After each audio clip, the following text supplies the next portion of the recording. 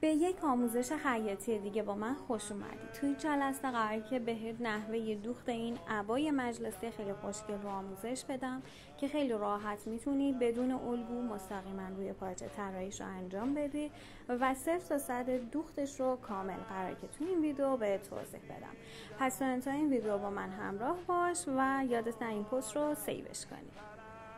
برای این مدل عبا کافیه که شما پارچتون رو از قسمت عرض روی همتا بزنید که در قسمت بالا و پایین پارچتون ترکی ها قرار بگیرن.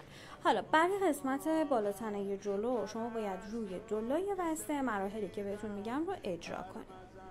خب برای قسمت بالا تنه جلو شما به اندازه 2 سم از لبه پارچه پایین بیاید و یه خط مستقیم به این شکل بکشید.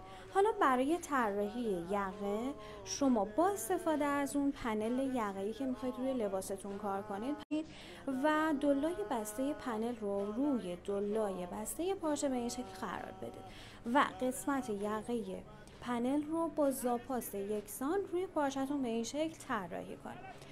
خب ببینید دقیقاً قسمت یقه پنل با یقه بالاتنه باید یکی باشه دیگه. از قسمت گوشه گردن شما به اندازه 50 سانت رو بیرون برید و علامت بزنید. به اندازه 3 سانت رو پایین بیایید و شیب سرشانه رو به این شکل طراحی کنید. حالا از این قسمت به اندازه 20 تا 25 سانت پایین برید و اینجا علامت بزنید قسمت دماستین رو.